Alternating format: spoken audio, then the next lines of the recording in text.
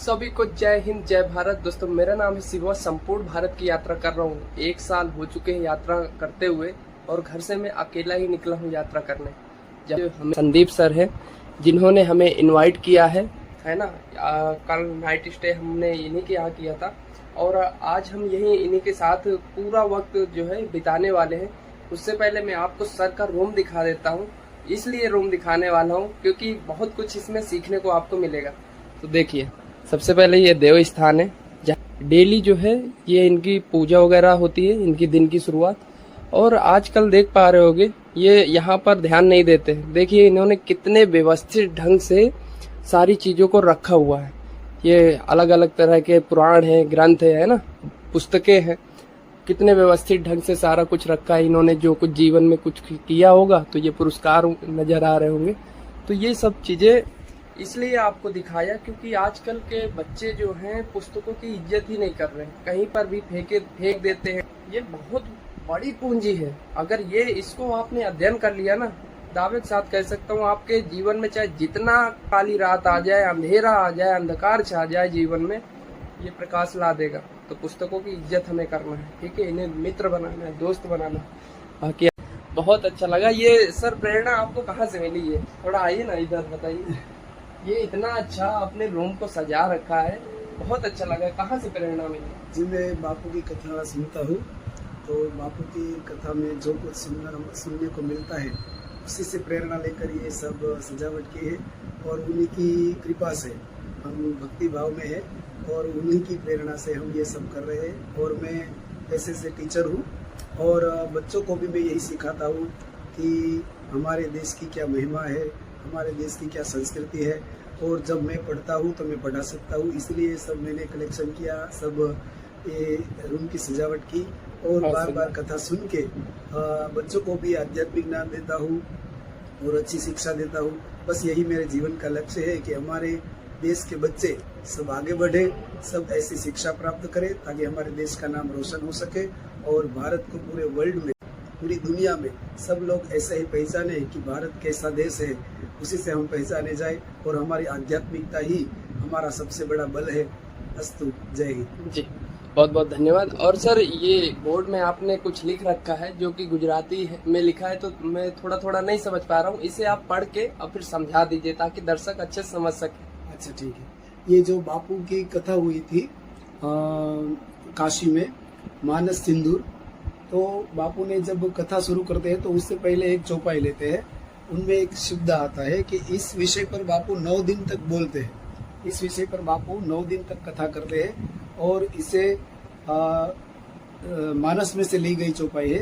राम सी सिर सिंदूर देही, शोभा कही न जाती विधि के ही, अरुण पराग जलजु भरिनी के, ससी ही भूष अहि लोभ अभी के। तो सिंदूर शब्द आता है, इसलिए टॉप विषय बनाकर बापू ने सिंदूर शब्द पर इसका 9 दिन तक बोले थे कि सिंदूर का महत्व हिंदुस्तान में क्या है। सिंदूर यानी कि भगवान को भी लगाता है और हमारी जो पतिव्रता स्त्री है वो अपनी मांग भी सजाती है। इसलिए बापू ने इस विषय को लेकर पूरे 9 दिन तक कथा की है। और काशी में उनका कथा का स्थल था, तभी माँ बापू ने सिंदूर पर बहुत बार चर्चा की है और बहुत ही अच्छे से बोले हैं बापू सिंदूर पर। बहुत अच्छा लगा। और दोस्तों, आपकी जानकारी के लिए बता दूं, मुरारी बापू जी से हमारी भी बहुत अच्छा लगा था जब उनसे हमारी पहली मुलाकात हुई थी। और अभी भी उन्होंने इनवाइट किया है, अगर मेरे पास मौका मिलता है तो जरूर उनसे मिलने, उनका आशीर्वाद लेने जाएंगे। और आज पूरा दिन हम सर के साथ ही बिताने वाले हैं, तो इस वीडियो में आपको एक के बाद एक चीजें नजर आएंगी। मतलब जो कुछ भी हम एक्टिविटी सर के साथ कर रहे होंगे वो सब आप देख पा रहे होंगे। तो वीडियो पर लास्ट तक बने रहिएगा।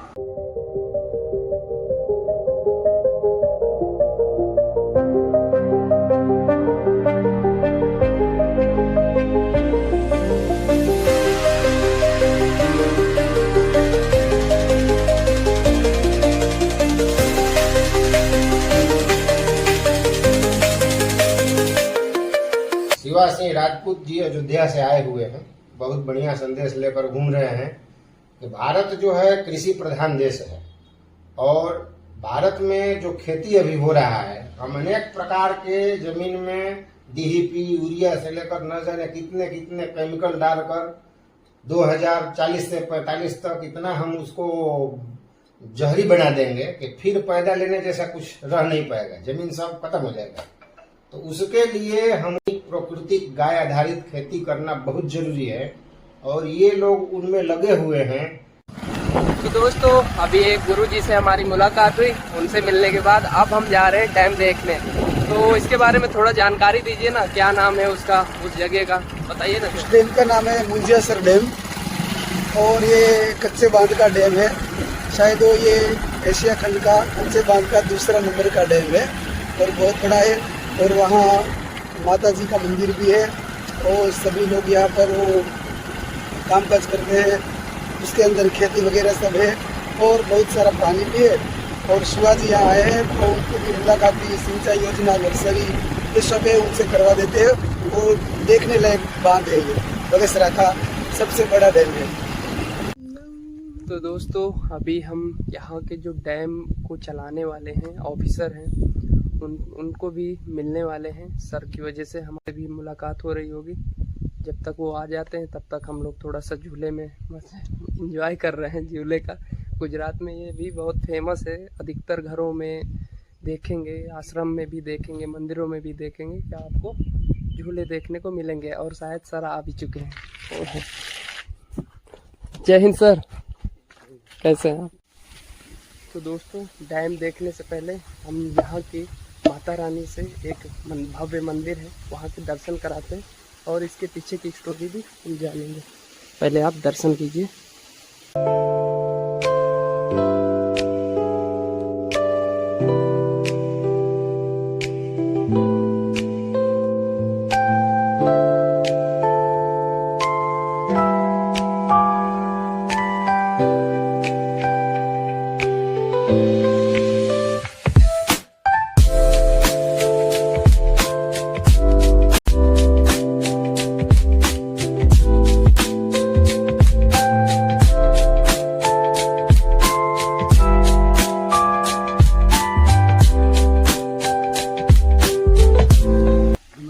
ये हमारे खोड़ियार माता जी का मंदिर है और आप जो जगह देख रहे हैं वो जगह हमारे शहर बगसरा की सबसे पुरानी जगह है और ये मंदिर बहुत प्राचीन है। खोड़ियार माता जी का मंदिर है। ऐसी मान्यता है कि ये जो कच्चे बांध का डैम है ये चाहे पूरा डैम पानी से भर जाए फिर भी इसे कुछ नहीं होता और कई साल बीत गए, आज तक इसी की माता जी की वजह से और माता जी की सुरक्षा की वजह से इस बांध को आज नहीं आई और पूरे बगसरा वासियों को और आसपास के गांव के लोगों की सबकी रक्षा करती है और इनका पानी आसपास के गांव में, शहर में सब लोगों को मिलता है और उन्हीं की आशीर्वाद से ये जगह इतनी पावन और पवित्र बनी हुई। आप लोग जरूर यहाँ आइए, माता जी के दर्शन कीजिए।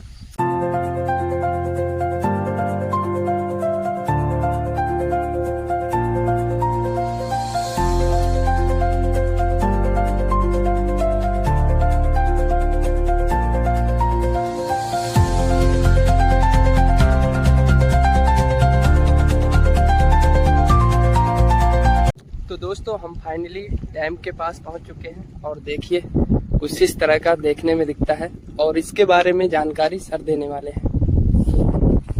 जी सर बताइए। जी ये हमारे बगसरा का बहुत बड़ा मुंजियासर डैम है और कई गांव, कई शहर और कई लोगों को ये पानी देता है और इनकी गहराई 35 फुट है। फिर पानी बहुत ज़्यादा रहता है इसमें और कई गांव के शहर से और 3 यहाँ से 3 या 4 यहाँ से नहरें जाती है पानी की और सब जगहों पर खेत में या गांव के लोगों को पानी की जब भी आवश्यकता होती है तब यहाँ से पानी छोड़ा जाता है और सब लोगों को पानी की जो कमी होती है वो पूरी होती है। हर साल इस डैम में बहुत बड़ा बारिश के समय पानी आ जाता है।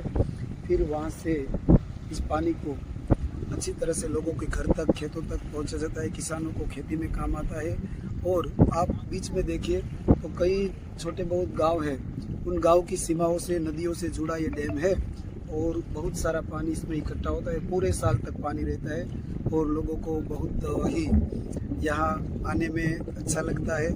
और एक तरफ से देखिए तो ये कच्चे बांध का बहुत बड़ा डैम है। कई बारिश हुई, कई सालों से मैं देख रहा हूँ, लेकिन इस डैम को कभी आँच नहीं आई है। अच्छी लगी बिकॉज यहाँ पर पॉल्यूशन नहीं है, बहुत ही लो पॉल्यूशन है, फ्रेश एयर देखने को मिल रही है। और जब वैसी जगह हो तो बहुत अच्छा लगता है।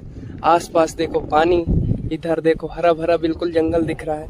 और हम सभी को कोशिश करना है कि ऐसे ही हमें बचाना है। इसीलिए हमेशा मैं बोलता हूँ, अगर आपका जन्मदिन हो तो कोशिश करें एक पेड़ हर साल लगाने की एक आदत सी डाल लेगी। मेरे बड़े भैया हैं, हम उन्हीं से सीखे हैं कि वो उनका जब भी जन्मदिन होता है वो हमेशा एक पेड़ जरूर लगाते हैं। उन्हीं से देखते हुए हमें प्रेरणा मिली और यही चीज़ हम अपने लाइफ में कर रहे होते हैं। जब हमारा जन्मदिन हो रहा होता है तो हम पेड़ लगाते हैं और उसकी देखभाल करते हैं।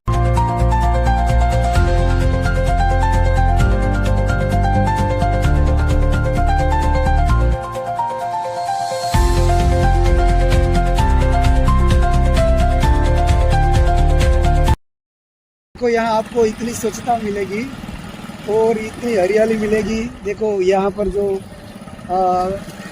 चरवाहे वो अपनी भेड़ बकरियाँ लेकर यहाँ अपना इसको चराने भी यहाँ आते हैं और माहौल इतना अच्छा है कि हमारे मन को पूरी शांति मिलती है।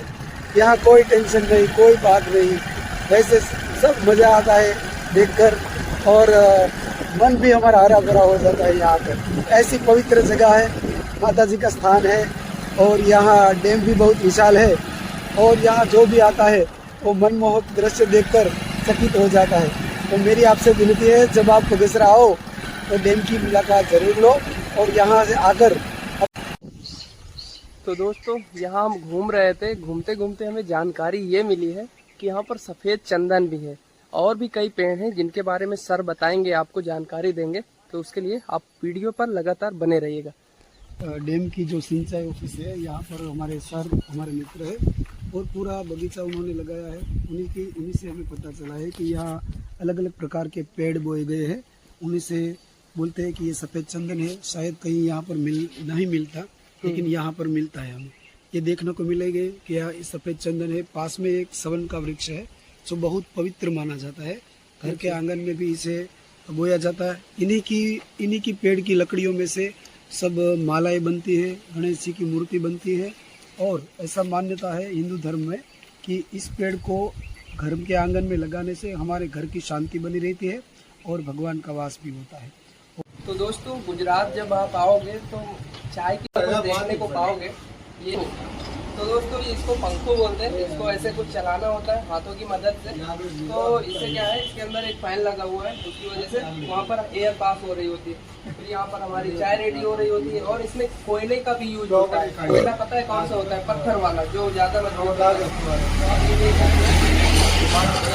पत्थर वाला कोयला है, जो कि ये काफी कॉस्टली होता है, काफी महंगा होता है। तो ये चीज मुझे देखने को मिला।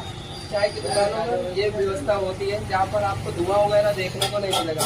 तो ये बहुत अच्छा लगा। और ये ऑनर है इनकी दुकान। जय श्री राम, जय श्री राम।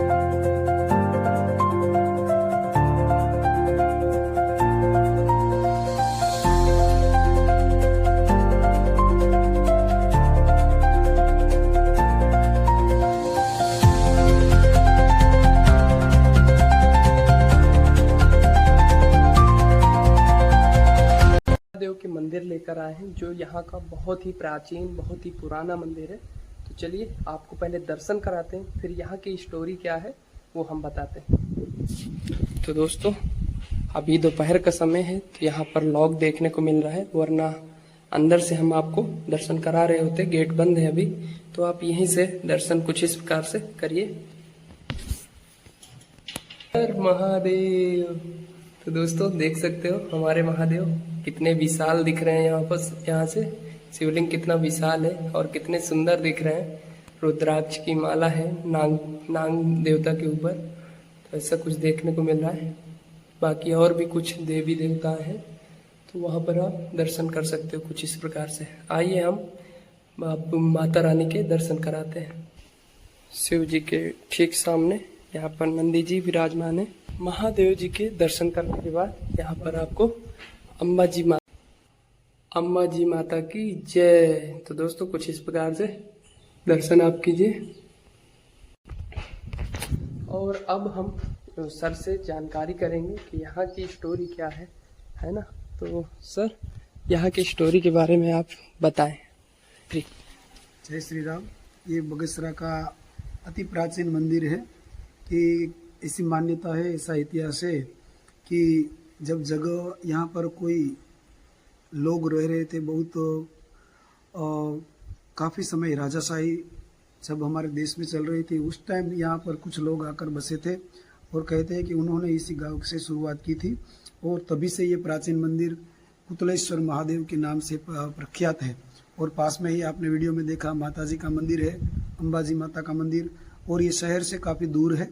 और ऐसी मान्यता कि पहले यहाँ पर गांव बसता था, लोग बसते थे, और धीरे धीरे काम काज को इस वीडियो के माध्यम से सर दिखाएंगे, मैं दिखा रहा हूँ, मैं बता रहा हूँ, जो भी मुझे पता है मैंने आपको बताया। और ऐसी सब जगह पर आप एक बार ज़रूर आए, बगसरा आए, अमरेली आए। अमरेली से 30 किलोमीटर दूर है बगसरा। तो यहाँ की मुलाकात ले और यहाँ के लोगों से, मंदिरों से, यहाँ की जो प्राचीन जगह है वहाँ पर जाइए, मिलिए, आपको बहुत मज़ा आएगा और आप प्रसन्न हो जाएंगे, आपका मन भी प्रसन्न हो जाएगा। अस्तु। जय हिंद, जय भारत। की वाव लिखा हुआ है, इसका नाम है खारी की वाव जी। ये खारी पास में गांव है छोटा सा। अच्छा, इस गांव के नाम से इस वाव का नाम रखा है खारी की वाव। जी। इसलिए ये खारी वाले लोग या यहाँ आसपास के जो खेत वाले लोग हैं इनमें से पानी लेते थे, पीते थे, खेतों में देते थे, बहुत उपयोग होता था। ये पुराना सिस्टम है हमारे पास। जी, आप देख सकते हो दोस्तों, ये देखने में कुछ इस प्रकार का है, कुएं जैसा दिखता है, और ये एक कुछ इस प्रकार का ऐसा है। वाव नाम सर ने, तो ऐसा कुछ है। आई होप कि ये आपको पसंद आया होगा। और अब हम देखते हैं सर हमें अगली नेक्स्ट डेस्टिनेशन पर कहाँ पर लेकर जा रहे हैं। बाकी दोस्तों आज बहुत ही अच्छा लगा, ये जो समय मिला सर के साथ, ऐसा लगा जैसे इन्वेस्ट हुआ है। और एक ही दिन में हमें कई अलग अलग जगहों पर सर ने घुमाया, तो ऐसा कुछ है। तो आज सर के ही साथ हैं, एक के बाद एक जगह देखेंगे।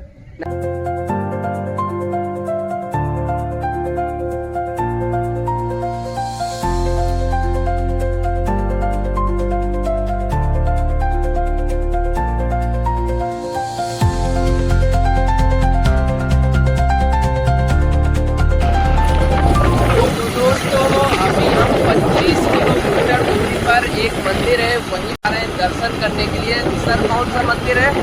बड़ोदरा खोड़ियार माता जी का मंदिर। दोस्तों वो यहाँ से 25 किलोमीटर दूरी पर है। आपने जो अलग अलग स्थानों के दर्शन किया, वो दरअसल काफ़ी दूर दूर थे, बट क्या था आप लोगों को अगर लग रहा हो पास में नहीं है, और अभी देने के और दर्शन हम कराने वाले हैं, तो आप हमारे साथ वीडियो में बने रहिएगा।